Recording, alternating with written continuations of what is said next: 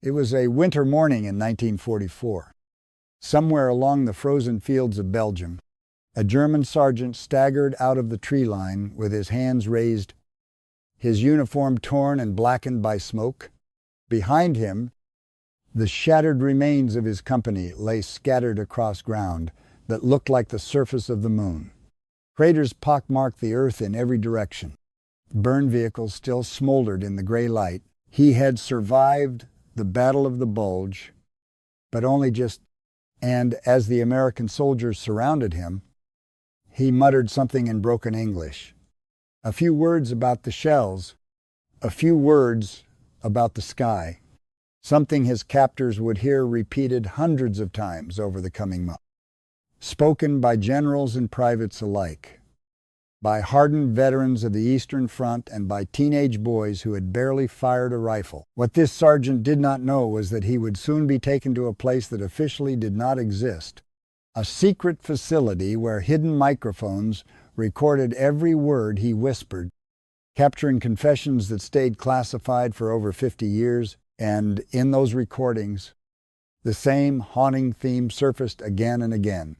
Every German prisoner seemed compelled to say it. This is the story of what they said, why it terrified them, and how their own words, spoken in the belief that no one was listening, revealed the brutal truth about the American way of war. The sergeant who came out of the woods that morning was not a young man anymore. He was somewhere near 30, though the war had aged him far beyond his years. His hands, raised now above his head, had loaded shells on the Eastern Front. His eyes had watched entire divisions vanish into the snow outside cities, whose names would become synonyms for slaughter. He had survived places that swallowed men by the hundreds of thousands, and now, in a quiet Belgian field, he was surrendering to a handful of American soldiers who looked to him almost like boys. The records do not tell us his name. They rarely do. He was one of millions, a single gray figure in a war that reduced human beings to numbers on a casualty report, but the words he muttered as they took his rifle and searched his pockets were not his alone. They belonged to an entire army, and to understand why those words mattered, you have to understand who these men were before the Americans broke them. The German army of the Second World War was, by almost any measure, one of the most formidable fighting forces in the history of the world.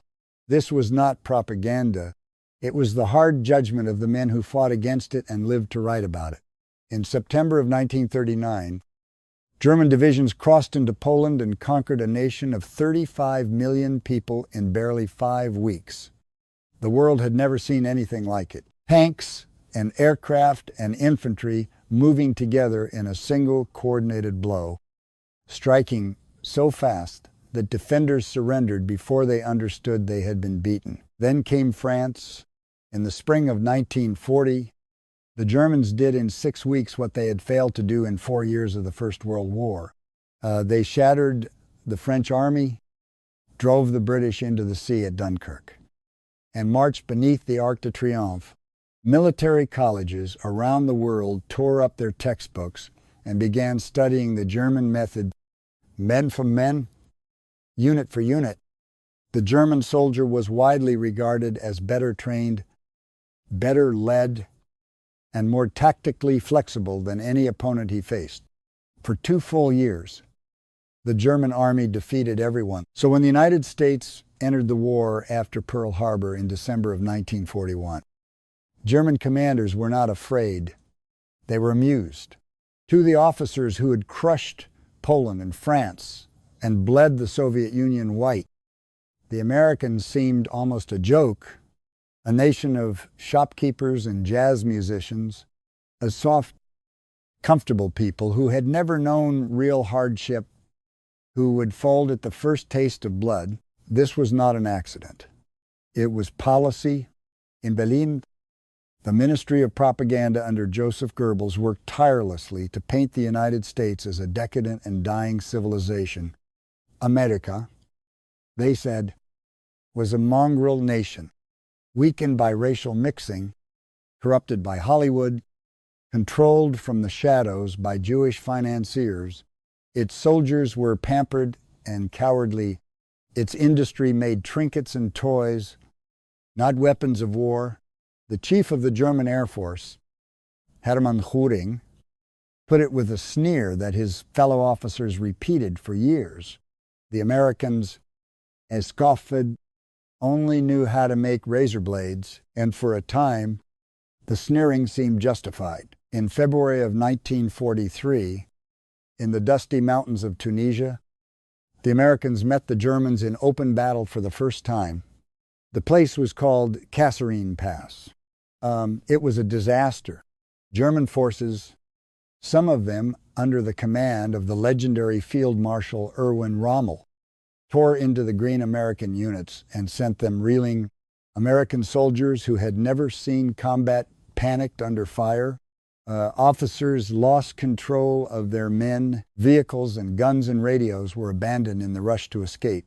In a matter of days, the Germans killed or wounded more than 6,000 American troops and took thousands more prisoner. Rommel himself observed the fighting with the cool eye of a professional. The Americans, he noted, were inexperienced. They lost sight of the larger picture in the chaos of battle. They made the mistakes of amateurs.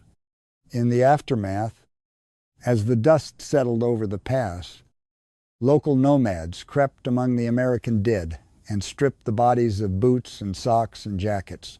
It was a grim and humiliating scene. And General Omar Bradley, arriving to survey the wreckage, never forgot it. For the German command, Kasserine Pass was confirmation of everything they had believed. The Americans were exactly what the propaganda had promised.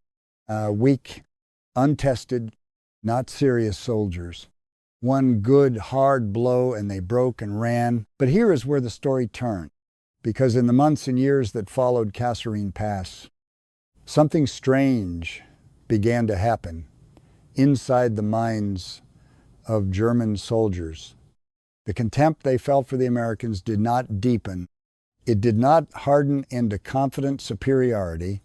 Instead, slowly, and then all at once, it began to change into something else, something the propaganda had no words for, something that would echo through thousands of secretly recorded conversations before the war was over. It began to change into dread, not respect. Exactly. Many German soldiers went to their graves still convinced that the individual American rifleman was no match for the German infantryman. They criticized how the Americans bunched together in the open. They mocked how the Americans fired their weapons wildly, without discipline.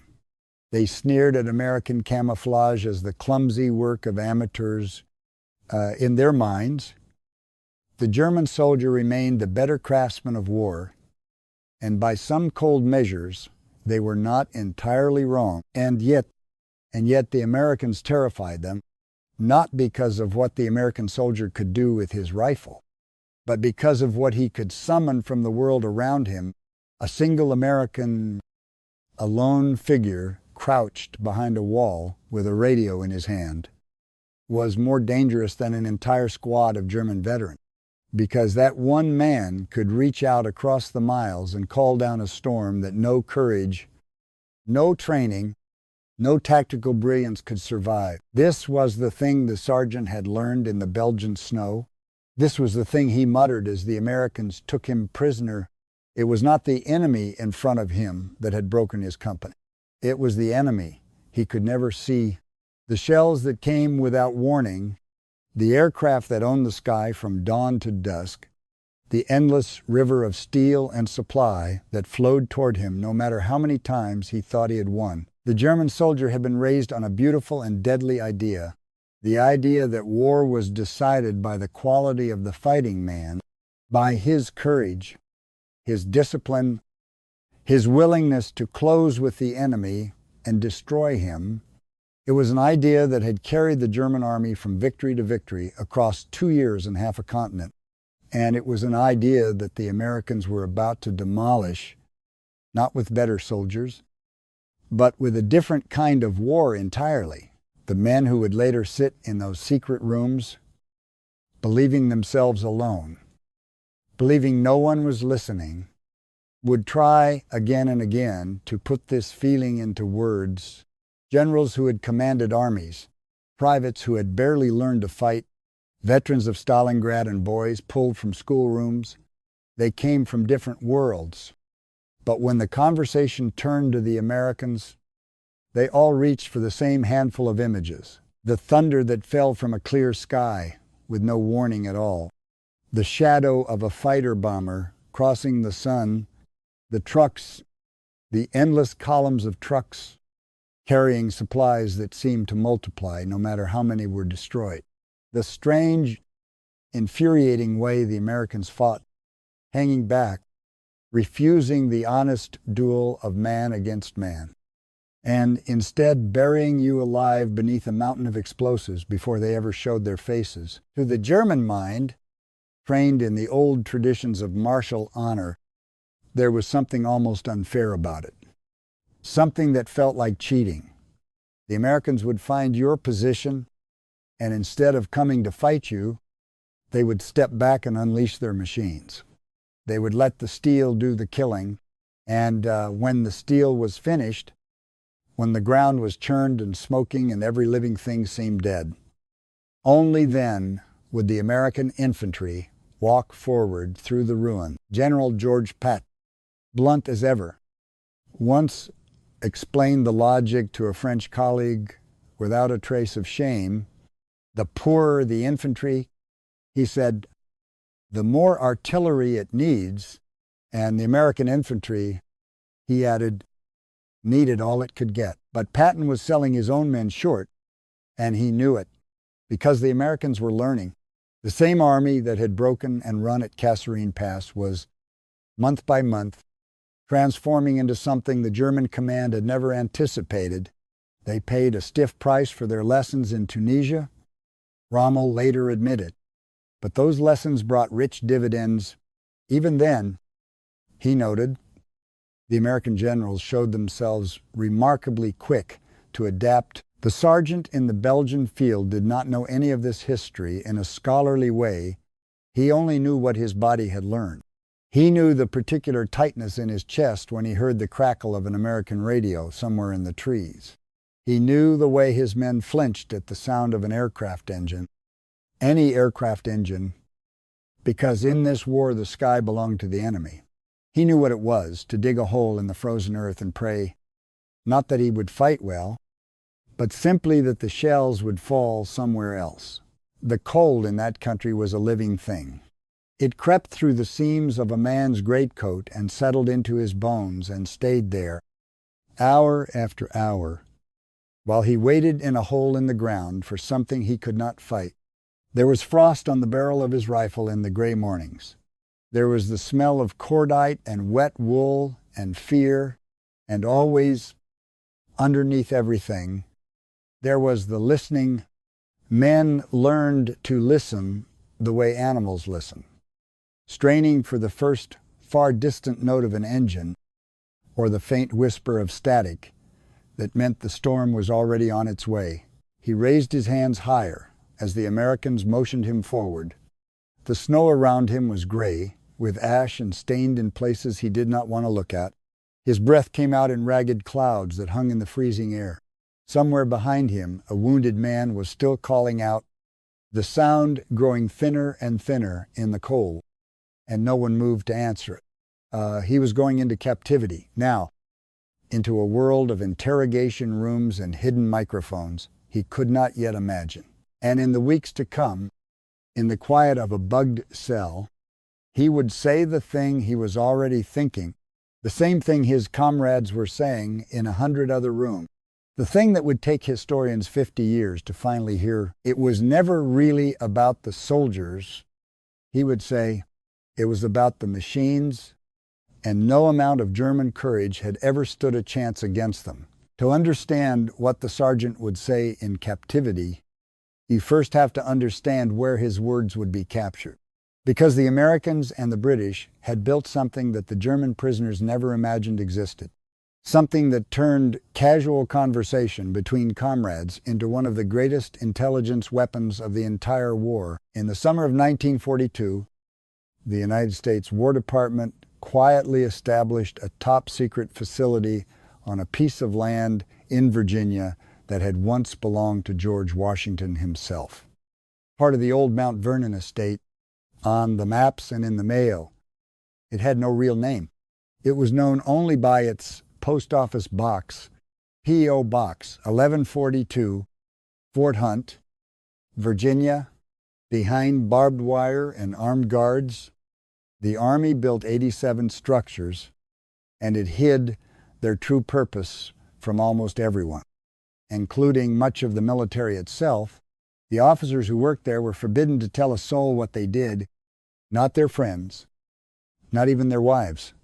Their mail was censored, their phone calls were monitored. Whatever happened inside those fences would stay secret for half a century, between the middle of 1942 and the summer of 1945. More than 3,400 prisoners passed through Fort Hunt. Among them were 15 Nazi generals, submarine commanders who had hunted Allied shipping across the Atlantic, the rocket scientists who had built the deadly V-2 missiles that fell on London, and intelligence officers who carried the secrets of the German war machine in their heads. Each of them was brought there to be questioned, but the interrogations were only half of the operation. The real treasure lay in what the prisoners said to each other when they believed no one could hear. Every single room at Fort Hunt was wired for sound. Microphones the size of a man's fist were hidden inside the light fixtures, buried behind the walls, sealed inside the furniture, in a cramped concrete bunker outside the fence. Monitors worked around the clock in shifts, headphones pressed to their ears, transcribing conversations as they happened. Many of these listeners were themselves German speakers, fluent in every accent and turn of phrase, and they caught every whispered secret, every careless remark between men who thought they were finally alone. There was a cruel and beautiful irony to who did the listening. Many of the interrogators were Jewish refugees, young men who had fled Nazi Germany as children, some of whom had lost their entire families to the very regime whose officers now sat across the chessboard from them. They had been granted emergency American citizenship, and they used their native German and their deep understanding of the culture to build a strange kind of trust with their prisoners. They played chess with Nazi generals. They discussed philosophy with submarine captains. They offered good coffee, real cigarettes, decent food, and a sympathetic ear. One of them, a young man named Henry Combe, who would go on to become a physicist at a great American university, said it best many years later. They got more out of a German general with a game of chess or a round of ping pong, he recalled, than anyone got with torture. The insight was simple, and it was devastating. A man who is treated with respect will talk. A man who believes he is safe, who believes he is among friends, who believes above all that no one is listening, will tell you everything. The British were running an operation of their own, and theirs was even grander. At a magnificent country estate north of London called Trent Park, they housed captured German generals in something close to luxury. There was a billiard room and a library. There was table tennis and beer and rations of whiskey. There were manicured gardens where the prisoners could stroll and talk in the open air, breathing freely, feeling almost like gentlemen again. Every bit of that comfort was deliberate. It was designed to make hard, suspicious men relax and lower their guard. And the microphones were everywhere, in the light fittings and the fireplaces, in the flower pots and behind the baseboards, under the floorboards, even inside the trees in the garden. The billiard table itself was bugged. One confident German prisoner assured his companions that the British were far too stupid to listen in on their conversation. He could not have been more wrong. For decades, the secret held then in November of 2001. A German historian named Sönke Neitzel stumbled onto roughly 150,000 pages of these secretly recorded conversations, sitting in declassified archives in Britain and the United States. What he found in those pages changed forever how the world understood the German soldiers' war. There were candid confessions of atrocities on the Eastern Front. There were frank admissions of knowledge about the Holocaust. There were honest, unguarded assessments of morale, of leadership, of the men who had led Germany into ruin, and woven through all of it, appearing again and again across thousands of separate conversations, was a single recurring theme. When German soldiers of every rank talked about fighting the Americans, they talked about the same things, and more than anything else, they talked about the artillery. The German prisoners captured in France remarked constantly, almost obsessively, on the sheer volume of American fire. Even the men who sneered at American infantry tactics, who thought little of the average American rifleman, fell silent and serious when the subject turned to American guns. This was no small admission from soldiers who had spent years on the receiving end of Soviet artillery, which was itself among the most fearsome in the world. But the Americans had done something new. They had turned artillery into a science of terrible precision. They called it time on target. The idea was simple to describe and fiendishly difficult to achieve. Multiple batteries of guns, scattered across different positions and different distances from the enemy, would fire at carefully staggered moments so that every single shell, no matter where it came from, arrived at the target at exactly the same instant. The mathematics behind it was brutal. Each battery had to calculate precisely how long its shells would take to reach the target, accounting for distance, elevation, the weather, even the wear on the inside of the gun barrels, and the particular characteristics of each batch of ammunition. The gun farthest away fired first, the gun closest fired last, and if the calculations were correct, all of that steel converged on a single patch of earth in the same breath. For the men on the receiving end, it was a nightmare beyond anything they had known. In ordinary artillery fire, there was a rhythm to it. A ranging shot or two would fall first, giving a soldier a precious few seconds to throw himself into a hole or a cellar before the barrage found its mark. That warning was the difference between life and death, and every veteran knew how to use it. Time on target took that warning away. There was no ranging shot. There was no build-up. One moment there was silence, perhaps the distant grumble of engines, perhaps the low murmur of men talking, and the next moment the entire world detonated at once. A single colossal thunderclap of fire and steel that left no time to think, no time to move, no time to pray. Men who had survived years on the Eastern Front, men who thought they had seen every horror war could offer, described a time-on-target barrage as the most terrifying thing they had ever experienced. And they described something else too, something that at first seems almost too small to matter. They said that the single most frightening sound on the entire Western Front was the crackle of an American walkie-talkie. Think about what that means. Not the roar of a tank, not the scream of a diving aircraft. The static and the murmur of a radio, because that sound meant that somewhere nearby, an American soldier was talking to the guns. A forward observer, often a single man with a radio, could look at a German position, speak a few words, and within minutes bring down a storm of accurate and seemingly inexhaustible fire. German soldiers learned to fear the sight of one lone American with a radio far more than they feared a whole squad of riflemen, because the rifleman could only kill the men in front of him. The man with the radio could kill everyone. The numbers behind that fear are staggering.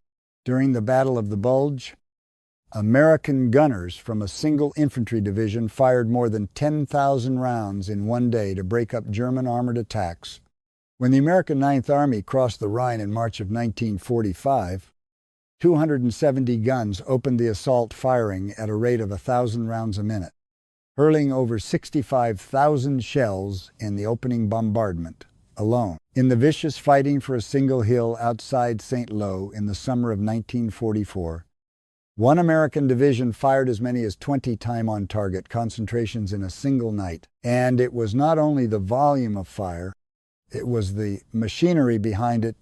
An American heavy artillery battalion, under good condition, could pick up and road march 60 miles in a single day, then be ready to fire again. German artillery still leaned heavily on horses to move its guns, just as it had in the previous war. American ammunition was standardized and mass-produced in unimaginable quantities. German forces, by contrast, were forced to press captured guns from all over Europe into service, French and Czech and Polish and Soviet pieces, each one demanding its own particular ammunition, creating a supply nightmare that grew worse with every passing month. When an American battery ran low, fresh shells arrived within hours. When a German battery ran low, it often had to ration its fire, hoarding shells for emergencies that came more and more often as the war ground on. But the guns were only the first layer of the terror, because there was something else that fell on the Germans, and it came not from beyond the horizon, but from directly overhead, something that made moving in daylight an act of suicide and forced an entire army to live like creatures of the night. No one described it more clearly than the man who had once symbolized German invincibility, Field Marshal Erwin Rommel, the Desert Fox, the general who had humiliated the British across the sands of North Africa, understood earlier than most what it meant to fight beneath an enemy who owned the sky. After a battle in the desert in 1942, he set the truth down in cold, clear words. Anyone who has to fight, he wrote, even with the most modern weapons, against an enemy in complete command of the air, fights like a savage against modern troops, under the same handicaps and with the same chances of success. This was not the whining of a beaten man. It was the clinical judgment of one of the finest tactical minds Germany ever produced. Rommel understood that air power had changed the fundamental nature of war. An army without air cover was blind and helpless, unable to move, unable to resupply, unable even to gather its strength without being torn apart from above. By June of 1944, just days after the Allies landed at Normandy, he wrote to his wife with something close to despair. The enemy's air superiority, he told her, has a very grave effect. There is simply no answer to it. There was a famous exchange that captured the whole tragedy of the German position. When Rommel had complained bitterly about Allied air power, Göring, the Air Force chief, had waved him off with that same old sneer about the Americans only knowing how to make razor blades. Rommel's reply became legend among German officers. We could do, he said, with some of those razor blades. The German soldiers had their own word for the death that came from above. They called it the Jabo, short for Jagdbomber, the fighter bomber. From dawn until dusk, these aircraft prowled the skies over France in a constant, unbroken umbrella, hunting anything that dared to move on the roads below. Trucks and tanks and guns, horse-drawn wagons and motorcycles. Even a single soldier walking alone in the open was fair game for their bombs, their rockets, and their machine guns. One aircraft above all struck fear into German hearts. The P-47 Thunderbolt, when it first appeared over Europe, German pilots laughed at it. It was enormous.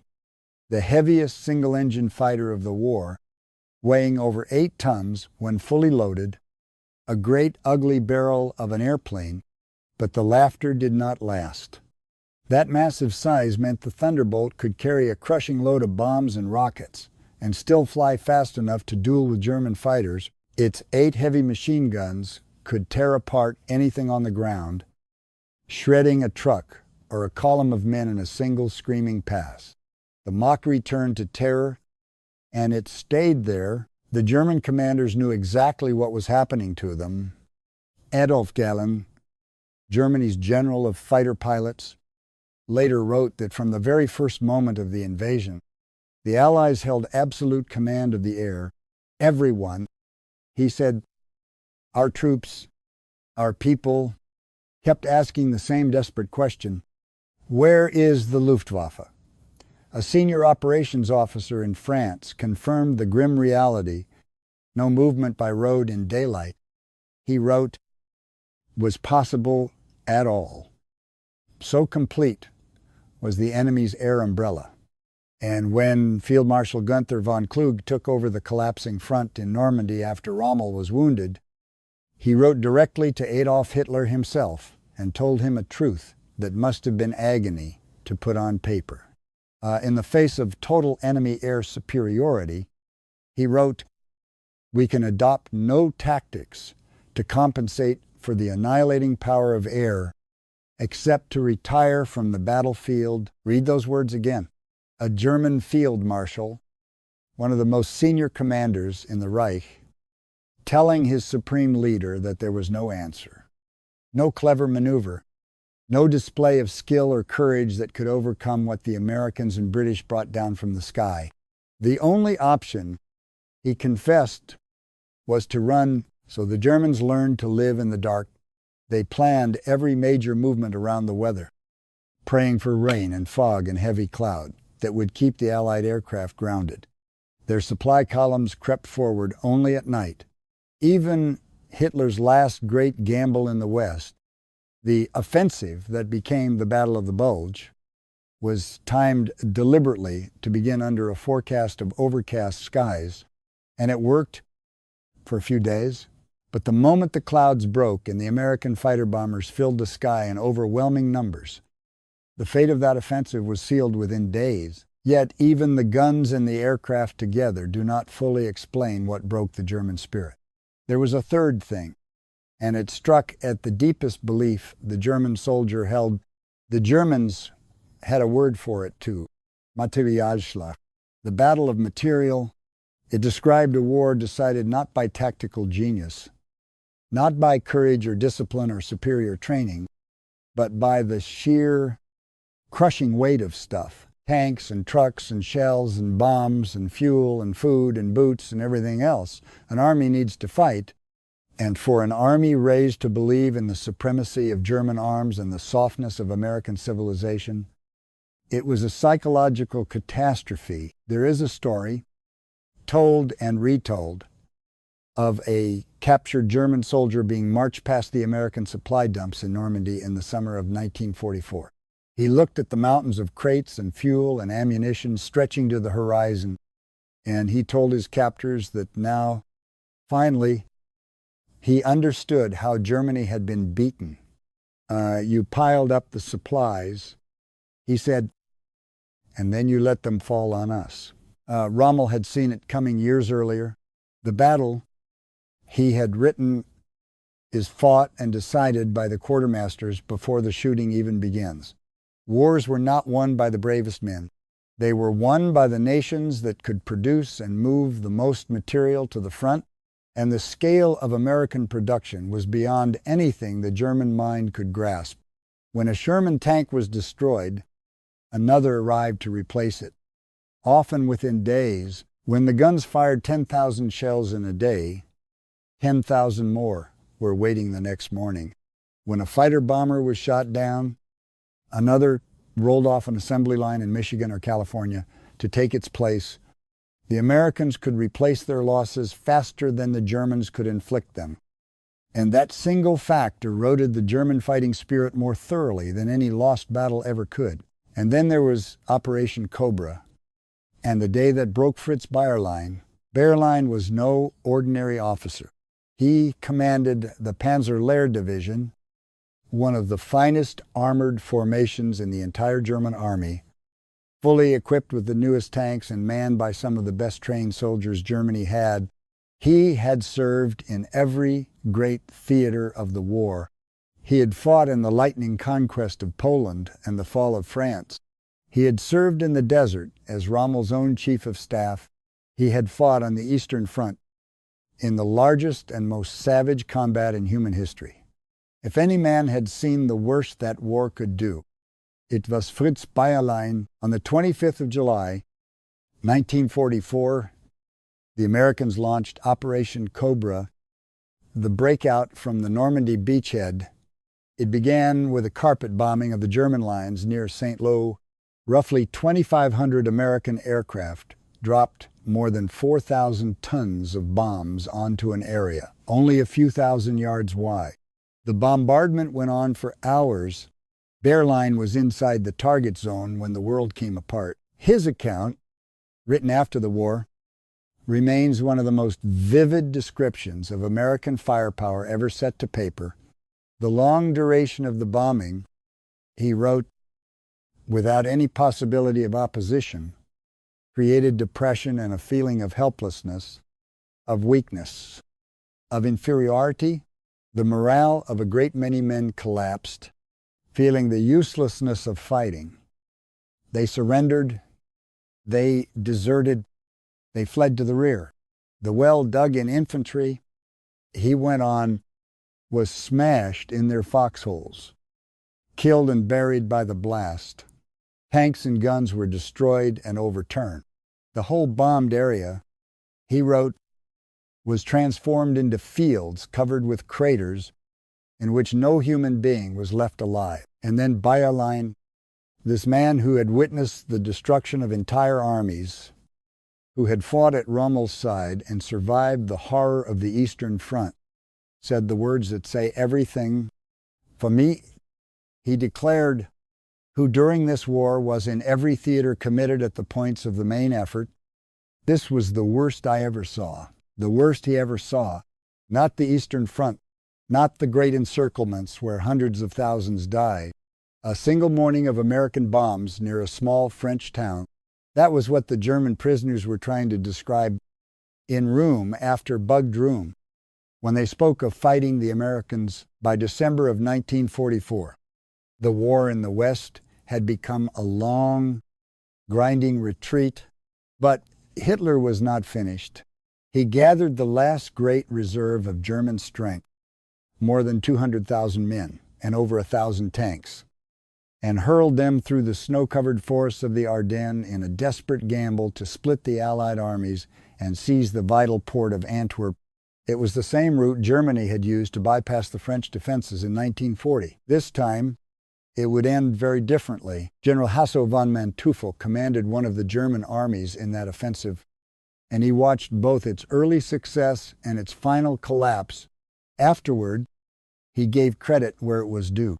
He pointed to the stubborn American defense of a single road junction called St. Vith, which his men held for 6 or 7 days against everything the Germans could throw at them, throwing off the entire German timetable and buying precious time for reinforcement. And then there was the town of Bastogne, held by the American paratroopers of the 101st Airborne, surrounded, outnumbered, and running low on everything. When German officers sent an ultimatum into Bastogne demanding surrender, the American commander, General Anthony McAuliffe, sent back a single word, nuts.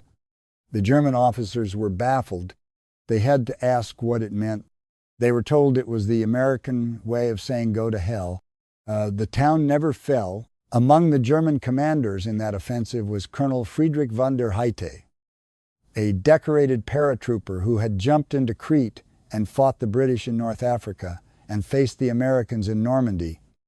For the Ardennes, he was handed command of Germany's very last airborne operation, a night jump behind American lines.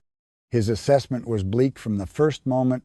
Never in my entire career, he wrote, had I been given a unit with less fighting spirit. His men were a hodgepodge, scraped from replacement pools, inexperienced boys and older men, unfit for the front, most of whom had never made a parachute jump in their lives. When he protested, Field Marshal Walter Model admitted that the whole offensive had less than a 10% chance of success, but it must be done. Model said because it was Germany's last chance to end the war on favorable terms. The jump was a catastrophe. High winds and inexperienced pilots scattered the paratroopers for miles. Von der Heide came down with barely 300 men instead of the many hundreds he needed. His heavy weapons and radios were lost, unable to seize anything. He could only hide in the freezing woods and watch as American reinforcements poured past him toward the front. In the end, recognizing the hopelessness of it, he released the American prisoners he had taken and sent them back with his wounded to find medical care.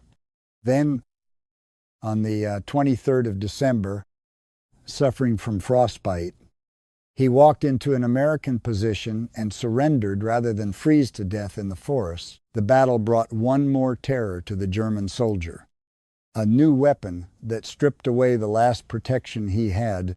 It was called the proximity fuse. These shells carried a tiny radar set inside them that sensed when they were near the ground and detonated automatically in the air, showering deadly fragments straight down. For years, a soldier's salvation had been the foxhole, dig deep enough, wait out the barrage, and you had a chance. The proximity fuse ended that. Now the shells burst 10 feet above a man's head, and the hole he had dug to save his life became a grave with the lid open to the sky.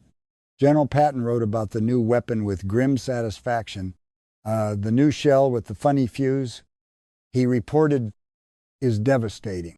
German prisoners described those attacks as sudden, violent bursts against which there was simply no defense at all. And so, slowly, the German army in the West began to do something it had never done before. It began to surrender in large numbers, and it began to surrender on purpose. The men, facing the Red Army in the East, fought with the ferocity of the doomed because they knew what Soviet captivity meant. Over 1 million German prisoners would die in Soviet hands.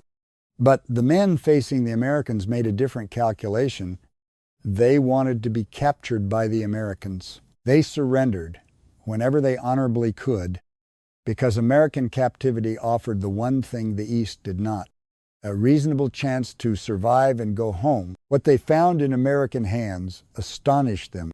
One German soldier was captured and shipped across the Atlantic to a camp in the American West decades later as an old man. He came back to that same place for one reason, to say thank you.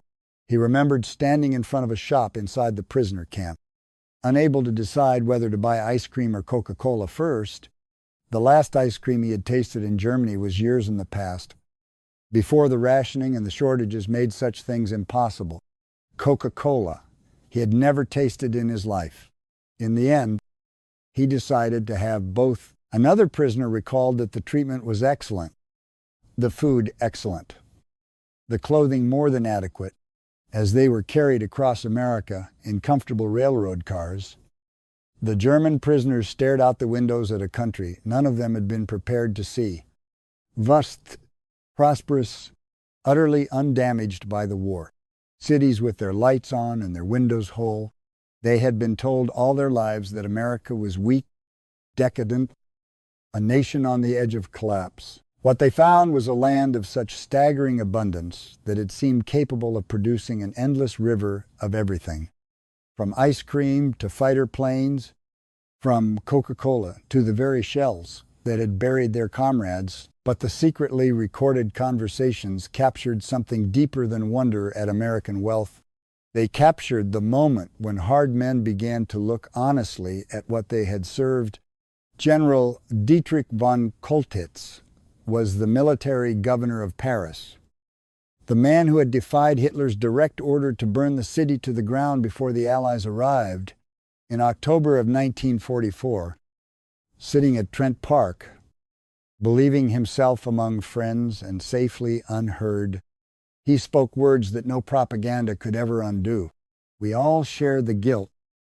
He said, we went along with everything We half took the Nazis seriously. Instead of saying to hell with you and your stupid nonsense, I misled my soldiers into believing this rubbish, and then, quietly, the confession of a broken man, I feel utterly ashamed of myself. There was one more story from that terrible winter, and it belongs not in the language of firepower and material, but in the older language of honor. In the forest during the autumn fighting, a German officer named Friedrich Lengfeld commanded a company in a heavily mined stretch of woods. An American soldier had been wounded by a mine out in the no man's land between the lines, and his cries for help echoed across the battlefield for hours. Lengfeld first ordered his own men not to fire on the American medics who tried to reach the wounded man. But the minefield beat them back again and again. And when no rescue succeeded, when the Americans' cries would not stop, Lengfeld made a decision that the ideology of his nation had tried to burn out of men like him. He would lead his own medics into that minefield, under the protection of the Red Cross flag, to save his enemy. He stepped on a mine and was killed in the attempt. Half a century later, American veterans who learned of what he had done were so moved that they placed a stone at the German war cemetery where he lies. It reads, "No man hath greater love than he who layeth down his life for his enemy."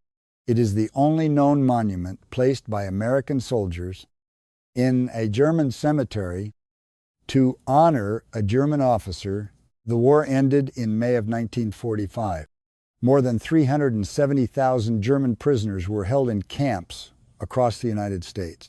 Most went home by 1946, carrying with them the memory of the enemy they had fought, and the picture they carried was a complicated one. The Americans, they would tell their children and grandchildren, were not the finest soldiers, men for men, that Germany had faced, but the Americans had something far more terrible than individual skill.